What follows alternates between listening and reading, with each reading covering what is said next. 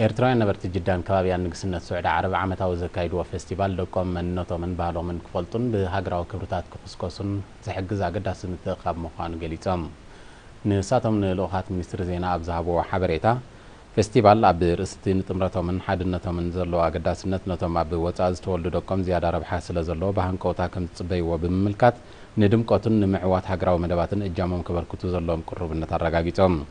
ኤርትራዊ ኣብ ዝሃለወ ይሃሉ ብመንነቱ ዝኮርዕ እኳ እንተኾነ ከምዚ ዓይነት ኣጋጣሚታት ባህልን ልምድን ክብርታትን ኣብ ምውራስ ከምኡውን እዋናዊ ኩነታት ሃገሮም ንክፈልጡ ልዑል ኣስተዋፅኦ ከም ዘለዎ እቶም ወሃብቲ ርእይቶ ኣረዲዮም ብ21 ጥቅምቲ ብወግዒ ዝተኸፍተ ፌስቲቫል ኤርትራውያን ነበርቲ ጅዳን ከባቢያን ክሳብ 24 ጥቅምቲ ብዝተፈላለየ መደባት ይቕፅል ኣሎ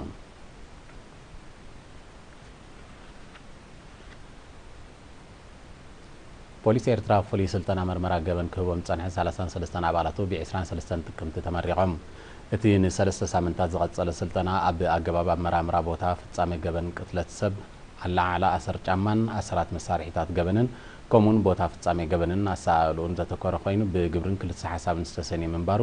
ኣዋሃዲ ናይቲ ስልጠና ተለንተ ስምዖን ገብረ ዮሃንስ ገሊጹ ኣብቲ ኣብ ማእከላይ ቤት ጽሕፈት ፖሊስ ኤርትራ ዝተኻየደ ስነ ስርዓት ሓላፊ ጨንፈር መርመራ ገበን ኮሎኔል ወልዳይ ሃብተ ማርያም ኣብ ዘቕረቦ ጸብጻብ ዕላማት ስልጠና ስልታውን ቴክኒካውን ዓቕሚ ኣባላት ብምምዕባል ስነ ፍልጠታዊ መርመራ ንምክያድን ፖሊሳዊ ስራሓት ንምዕዋትን ከም ዝኾነ ብርሂቡ ሰልጠንቲ ብወገኖም እቲ ስልጠና ሓፂር እኳ እንተነበረ ኣገዳስነቱ ግን ዕዙዝ ምዃኑ ብምጥቃስ ንፀንሖም ፍልጠትን ተመክሮን ኣብ ምሕያል ብሓፈሻ ውፅኢታዊ ስራሕ ንምዕማም ድማ ብቐንዱ ዓቢ ኣበርክቶ ስለ ዘለዎ በብደረጅኡ ክቕፅል ተላብዮም ኣዛዚ ፖሊስ ኤርትራ ኮሎኔል መሓሪ ጸጋይ ንሰልጠንቲ ወረቐት ምስክር ድሕሪ ምዕዳል ኣብ ዝሃቦ ናይ ስራሕ መምርሂ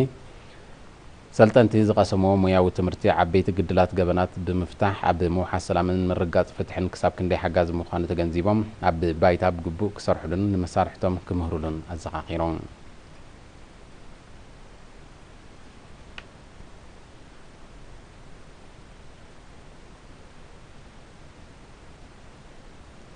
ሰብ ጸጋ ተወላዶ ምምሕዳር ከባቢ ክትመውሊዕ ንኡስ ዞባ ጋላነፍሒ 65,600 ናቕፋ ብምውፃእ ን82 ስድራ ስውኣት ብሓገዝ ኣበርኪቶም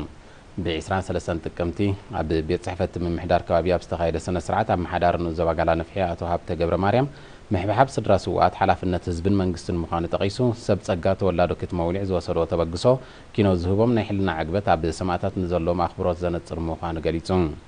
ተጸዋዒ ሚኒስትሪ ዕዮን ሰብኣዊ ድሕነትን ናብቲ ንኡስ ዞባ ኣቶ ግርማይ ፍትዊ ብግድዩ እቶም ዜጋታት ምንባይ ስድራ ስውኣት ዜግነታዊ ግዴታ ምዃኑ ተረዲዮም ንዝገበርዎ ኣበርክቶ ብምምስጋን ካልኦት ዜጋታት እውን ክስዕብዎ ዘኻኺሩ እቶም ሓገዝ ዘበርከቱ ብወገኖም ምንባይ ስድራ ስውኣት ኣካል ትግባረ መደባት ልምዓትን መኸተን ምዃኑ ብምጥቃስ ካብኣቶም ዝሕተት ከማሉ ዘለዎም ቅርብነት ኣረጋጊፆም ሓገዝ ዝተገብረሎም ስድራ ሰማዕታት ብወገኖም መንግስትን ህዝብን ንዝገበረሎም ቀጻሊ ደገፍ ብምምስጋን ተወላዶ ክትመውልዕ ዝወሰድዎ ተበግሶ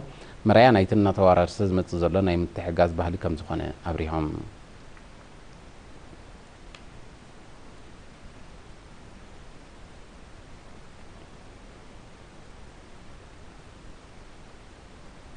ኣብ ንኡስ ዞባ ሓጋዝ ዝትርከብ መደበር ጥዕና ዳዕሮታይ ንቕሓቶምን ኣፍልጦኦምን ኣብ ዘመናዊ ሕክምና ክብ ምባል ጥዕንኦም ኣብ ምውሓስ ዕዙዝ ኣበርክቶ ትገብር ከም ዘላ ንዝያዳ ምዕባልያ ድማ ካብኦም ዝሕተት ከማልኡ ድልዋት ምህላዎም ነበርቲ ገሊፆም ንሳቶም ንኤሪና ኣብ ዝሃብዎ ሓበሬታ ኣብ ተጠቃምነት ትካል ጥዕና ዝጸንሖም ርዲኢት ብሩት ምንባሩ ብምጥቃስ ንዝግበረሎም ዘሎ ጎስጓሳትን ኣስተምህሮታትን ብምምስጋን እቲ ንዓበየ ዝኸይድ ዘሎ ጎስጓሳትን ኣስተምህሮታትን በዚ ድማ ርዲኢቶም ይዓቢ ከም ዘሎ ገሊፆም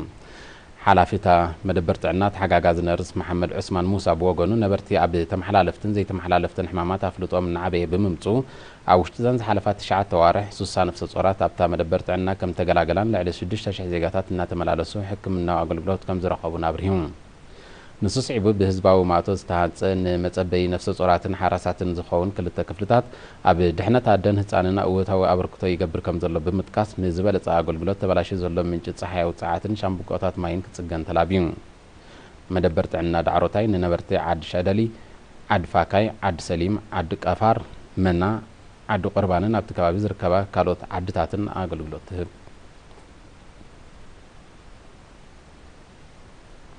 ቤት ጽሕፈት ሚኒስትሪ ዕዮን ሰብኣዊ ድሕነትን ኣብ ንኡስ ዞባ ተሰነይ ኣብ ዝተፈላለየ ከባቢታት ናይቲ ንኡስ ዞባ ንዝርከቡ 4 ጽጉማት ተምሃሮ ናውቲ ትምህርቲ ብሓገዝ ሂቡ كابتي بيت صحفة ويزرو أملست سمرني إيرينا بزهابو تحبريتا تحاجز تفلالي ناوت تمرتن مجزي مصحفتن ديفيزان زوعل حموشة ميتن أقفال نفسه كف كم زد على التغيسة تمهرو بسنك كتبا وحصرت كاب تمرتي كيس تسنع خلو تصادفوا من خير زعلم مخوان برهان ولد أبزهابو رئيتو كم زعينت دقا في المتب عندكم تمرتو من خغطلون كنافعون زدرخ مخان بمحبار بوغنم دقم أب تمرتو حيالات ودادت نقونو كتبابعو من ككتاتلو من مخان محبيرم بخال وجن حلافي بيت صحفة المنستر عيان سبعة ودحنتنا بالنزوبات السنيات وصالح عثمان مس تمهرك على درجة أبيات تمرتساق من أدولي سنابز قبر الركب بقلن تنام بقعات كوينم برهمت أي نخلهم كجبرو بزعباز قبهم سفيح مبري يبون أتو صالح سعيب سدرابيت مسرت حبرة سبسلة زخونة هتانات مخصوص كاب جزاك بجز كم زقباب بمتكاس